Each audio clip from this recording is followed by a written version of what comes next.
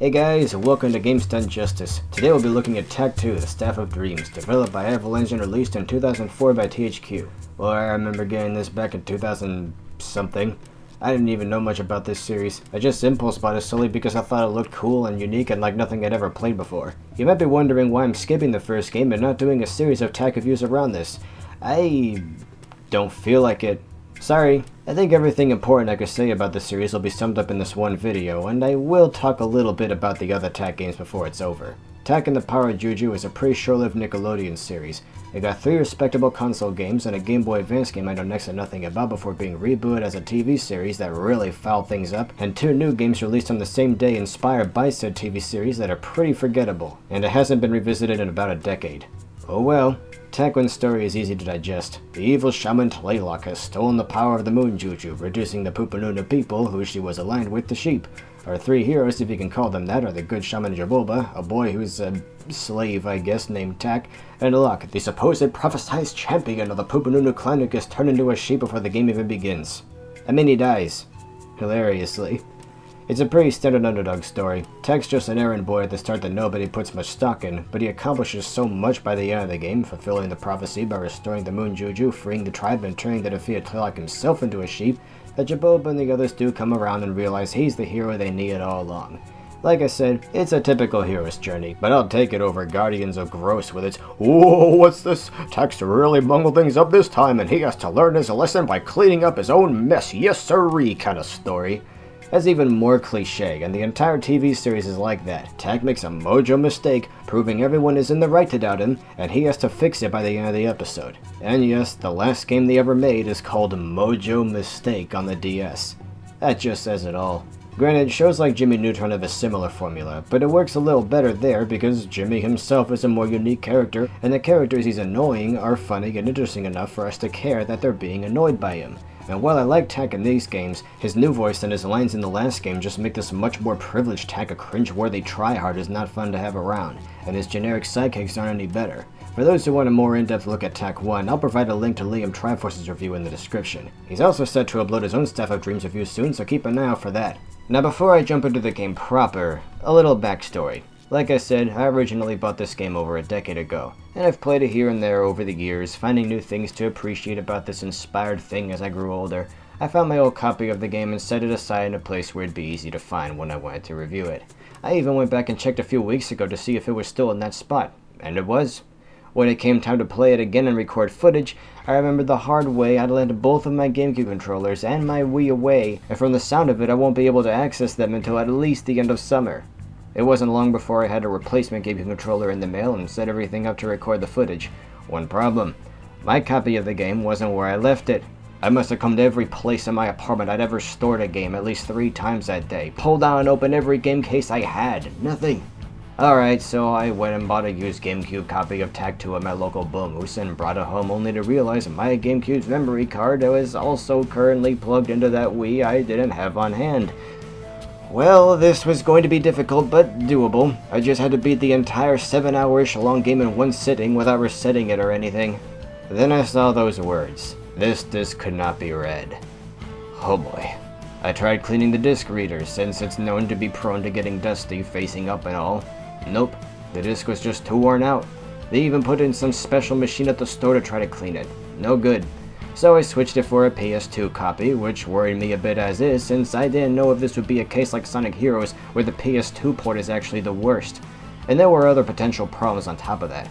My PS2's power cable went missing, so I had to improvise with a completely different device's power cable that just happened to fit, and hope the voltage wasn't so far off that it started a fire or something. At least my PS2 has a memory card. Man, I need to take better care of my consoles. But as you can imagine, I was nearly out of patience. If this disc didn't work either, I didn't know what I'd do. I even considered paying for Exo Paradigm Gamer's recently acquired copy of the game to be shipped to me, since he tried it out and it works just fine. I didn't have to go that far, thankfully. But I don't think I've ever had this hard a time, this much stress, playing a game I already have, let alone reviewing it. Of all the games I could have picked to start my return with, I didn't want to go back to being the hack I used to be, borrowing footage from other people after 3 capture cards stopped working on me years ago. And I didn't want to leave you guys hanging after saying I reviewed this game at the end of my last video. I already did that with a Fellowship of the Ring review after I lost the script for it. It's been over half a year since I was supposed to review that game, since I reviewed any game. I can't be inconsistent and build up people's expectations only to let them down at a time like this. I can't jerk you guys around like that and expect you to have enough faith in me to stick around. All I can say now that I'm here is, this game had better be worth it.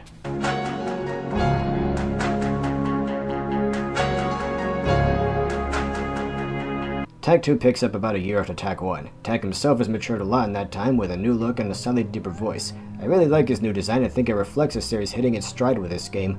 One thing I like about the cast of these earlier games is it's rather small.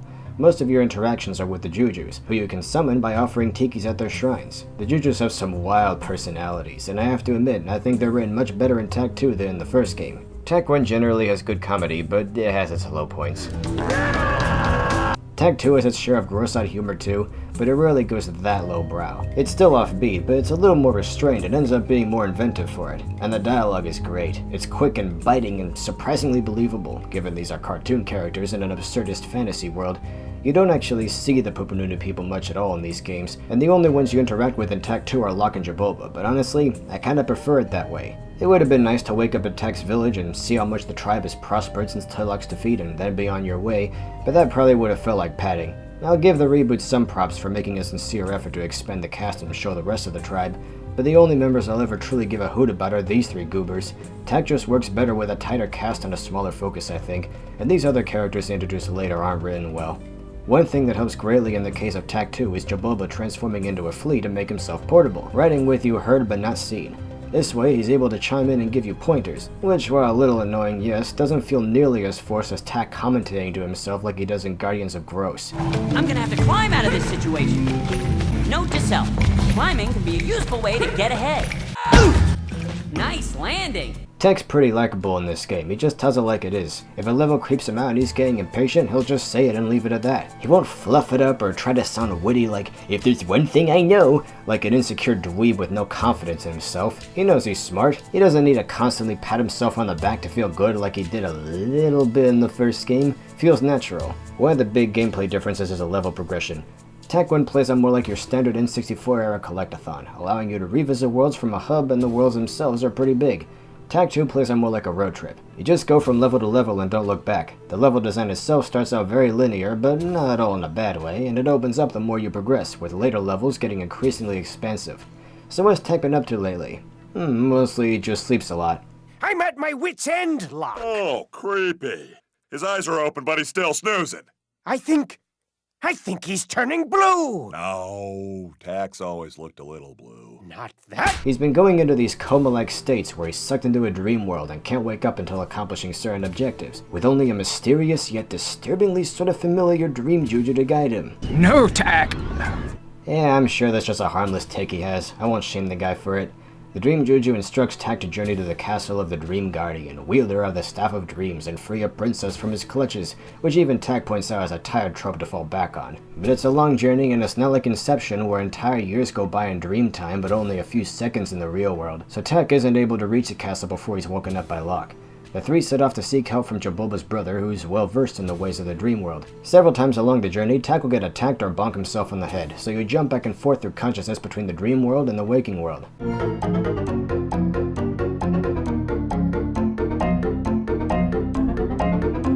And my word, this game has fantastic art direction. The backgrounds are beautifully hand-painted and given some extra dimension with the help of simple 3D and scrolling effects. It's beautiful whether you're in the woods or an abstract twisty dreamscape. I can't tell if those are supposed to be giant feet or what, it's just weird. The dream world has a great atmosphere. Everything is squishy and soft and alive, but as you get closer to the castle in later dreams, it becomes a hostile land of nightmares. The music also does a lot to sell it, becoming increasingly dark and uncertain throughout the game's first half. And the waking world is beautiful in its own right, with soft textures and smooth curves and slopes everywhere. Just look at those trees. Those are nicer than any trees you'd see in more recent platformers like Jak 4 or Rise of Lyric. And if you can emulate this game on the Dolphin, oh man, it is stunning.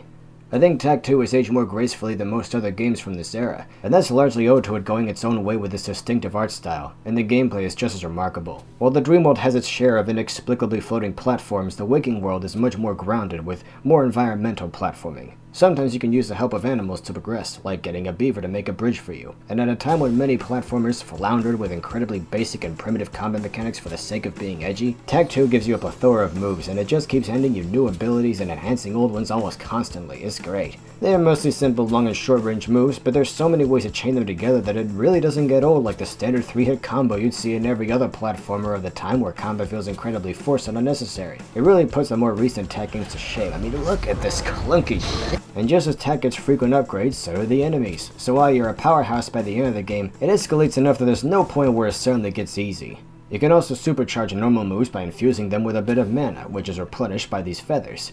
I like that the first time you trek through an area, you'll get these nice big warmly colored feathers, but if or when you backtrack through these areas, they're replaced with smaller lavender ones that don't replenish as much mana. You know, just some. And most defeated enemies will drop these feathers, so you'll always have a steady stream of mana to power yourself with, and you'll need it. Even these river riding sections show you getting stronger. The first time you're rocking around in a barrel, relatively helpless. In the later ones, you'll have a canoe that I think controls a little better. The first half of the game is rather laid back. You go from place to place with Locke lagging behind and somehow finding his way back to your lap with lots of laughs on the way until you're captured by Woodies, the primary antagonists of the waking world, and forced to endure wave after wave in their arena. They even introduced some new types, but of course you're much stronger now than you were at the beginning of the game, so it's nothing you can't handle. Considering they don't have bottom jaws, I like the way they mutter, and the crunch they make as they get smashed apart is so satisfying. This swamp level is where things really come together, with lots of cheeky little environmental puzzles, and the music sounds like something you'd hear in the mind's eye. You don't have to ride the zip line all the way to the end, Tag.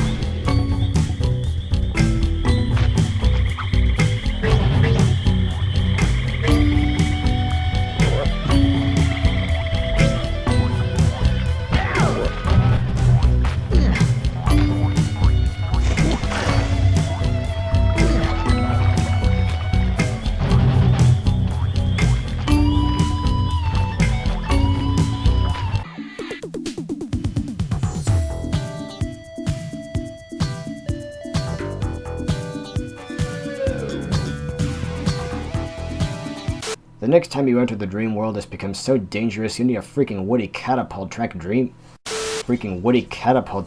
up after catapult track team. Ugh. It's become so dangerous you'll need a freaking Woody catapult tack dreams up after seeing it in real life just to get around. And this is trickier than it looks, but it's doable. Once you reach Brosef's lab, which I wouldn't call a bad level, but does drag and goes on longer than it should, you're rewarded with more of the game's good writing. Tack, I'm JB, Jabulba's brother. That's funny. What's funny? Well, your name, JB. And you're Jabulba's brother. It's the same initials. That's not funny. That is my name, Jabulba's brother. Mother didn't even bother to think of a name for me. Oh, can it, JB? I would have been happy with Dave. It's strange. I've never heard about such a princess, or of any dream juju. I thought you were an expert in the world of dreams, JB. Well, at least I'm not a mommy's boy with a fancy name. Please, keep focused on the problem, and I'll call you whatever you like. Dave? Relax. And then they knock Tack unconscious, because of course. So this is it, the ultimate epic battle with the Dream Guardian, and it's pretty hype. You fall down this seemingly endless chasm inside the castle while he tirelessly shoots Dream Blasts at you and the sick jam backs you up.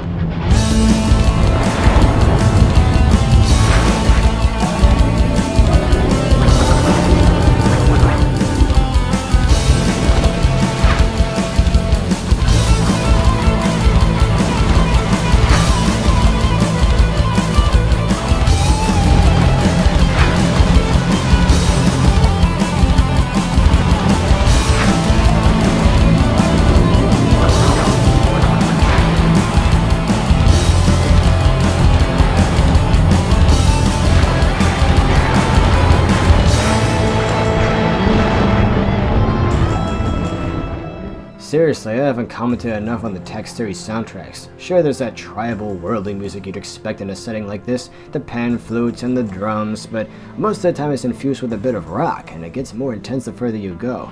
It gets a little 80s sometimes, adding a rough texture to the feel of this world.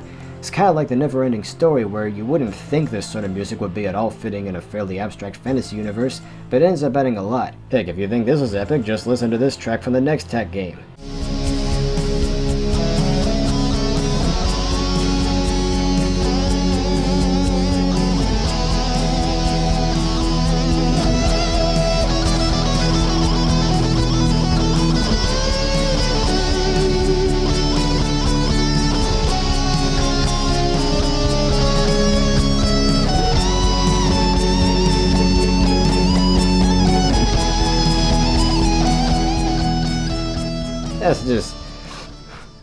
That's just beautiful, man. When you defeat the Guardian, this princess we're only meeting just now for the first time in a truly shocking twist reveals herself to not be a princess at all, but two of Tlaylock's minions from the first game, and in an even more shocking twist... You're an idiot! Tlaylock! It's not a spoiler if it's on the cover, and incredibly obvious. The Staff of Dreams breaks down the middle in the ensuing struggle, and Tlaylock's goons are yanked back into the real world from Tech's dream. And so we enter the second half of the game, chasing them across the land before they can rendezvous with Tlaylock to give him their part of the staff. Tear open the world of nightmares! No one would be that evil. Don't be naive, Dave. With half of the Staff of Dreams in the wrong hands, well, both halves really, you're not supposed to have it either, rifts start opening everywhere, with monsters that previously only existed in the dream world escaping into the waking world. You don't see the Woodies as much from here. In fact, they kinda take a back seat as the nightmare creatures take over as the game's primary antagonists for the second part, though they do sometimes work together. Fortunately, you're well equipped to call this coming invasion. As if upgrading from Tech's Club to the Staff of Dreams wasn't good enough, you're offered one of 4 spirit animal powers by the Moon Juju. What's funny is the characters act like there's one right choice, but it doesn't matter what you pick, they'll make fun of you anyway. Well, Tech, this is a new look for you. It's not what I would have picked, but I suppose it will have to do. Most players pick the Piranha power-up, which lets you summon spirits to tear enemies a new one from a distance. Personally, I'm a fan of the Eagle power-up, which summons one big spirit that carries larger enemies away. So it's kind of the same thing, but admittedly a little weaker. I guess I just prefer the Eagle's yellow garb over the other ones. It's very nice. And by now you'll have other powers I haven't even mentioned yet, like Juju Lightning Bolts and Bullet Time. Come on and slam, and welcome to the jail! Even Fleejaboba gets a power-up a few minutes later, acting like a mana-powered torpedo when you throw him. The power-ups just keep coming. I kinda wish I could pick 2 animals, but now I'm just getting greedy. And make no mistake, you still aren't strong enough to make it through the game's final stretches, even with all the power-ups you've been handed so far. The last few areas are more open-ended than any previous levels, feeling more like something you'd see in Tech 1. The goal here is to collect enough rift fragments to follow pins and needles through another rift into each new area. It's at this point that Tech 2 feels like a completely different game than it was when we started, as other Jujus from Tech 1 return to give you even more power-ups. Now you can transform into some of the animals you've met throughout the game to traverse a variety of pretty extreme environments. As if that weren't enough, now when you return to the dream world, any trace of the quiet, serene place it was when you took your first steps into it are gone. With the Guardian no longer able to keep the power of nightmares in check, what's left of the dream world itself tries to devour you. It's like the nothing is chasing you.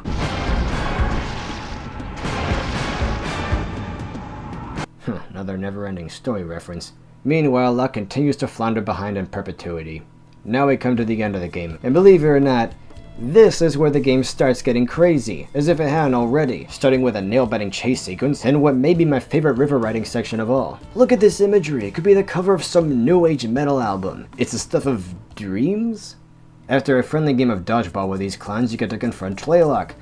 Sort of. He throws some demonic sheep at you, but they aren't the least bit threatening now that we're so powerful. Unfortunately, when you free Tlaylock from his fleshy, woolly shell without plummet to his death, he's able to resurrect his original form, now a denizen of the nightmare world, using this stuff to transform into an evil dream guardian on top of that. Fortunately, you now have this power too. After another friendly game of dodgeball, we return the completed staff to the true dream guardian who leaves us no worse for wear. Nice guy. But just as you think it's over, Tlaylock goes on this cliche rant about Tak being weak because his power comes from his friends. You are weak because you care for your pathetic friends. And you know what makes you weak? Your loyalty to your pathetic friends. And he somehow starts summoning nightmare creatures to attack all 4 of you. Yeah, this guy just kinda involved himself in this, and you switch between the 4 characters to defend each other's health bars. It's a bit of a pain and kinda out of nowhere, but whatever, it's doable. And with Tlaylock finally slain for good, the dream ends. Yep, that's the hill they wanted to die on. It was all a giant fever dream. Or was it? So that was Tak 2. Wasn't that cool? I sure had fun coming back to it. This is one of those series that some people really enjoyed back in the day, but like a lot of games I went to look at, kinda went overlooked, which sucks cause it was a solid series for a time. The writing, the visuals, the platforming, the combat, the kick-ass music, the constant escalation right to the end, this game is a journey, and it's not even that long of a game. I've seen some people speedrun this game in like 2 hours just by skipping over entire chunks of the levels, but even playing it straight I think it's just the right length to be a full adventure without overstaying its welcome. So yeah, pretty much everything about this game is great. Maybe someday I can make a video about Tak 3, but I'm not making any promises. I will say it's funny as hell. Hands down some of the best slapstick I've ever seen in a game. Ready yourself. That ceiling sounds like it may cave in on us. Oh, I am at a loss for words. And how much pain! I am in right now. Tak, are you okay? I'm fine. Your skull cushioned my fall. The whole thing easily puts a show to shame, and the ending perfectly encapsulates the entire spirit of this all too short-lived series. I just like Tak 2 the most. It's one of those weird cases like Gex where sure, Gex 3 is arguably a better game, but I just find myself coming back to Gex 2 for some reason. I don't think it should be hard to see why I picked this game to put in the limelight for a bit. It's a fun story with great gameplay and I hope I've done it justice. If you want to play this game yourself and can find it without any trouble and you enjoy it, try tracking down the first and third games sometime. Skip the fourth one. Thanks for watching, and please be sure to share this video with anyone you know who had this game back in the day, or anyone who missed it but you know likes games from that era. Heck, maybe NitroRad could review the Tak series sometime. Next up, I'll review The Mind's Eye. Also, do consider supporting my books if you have the time and the money. Toodles!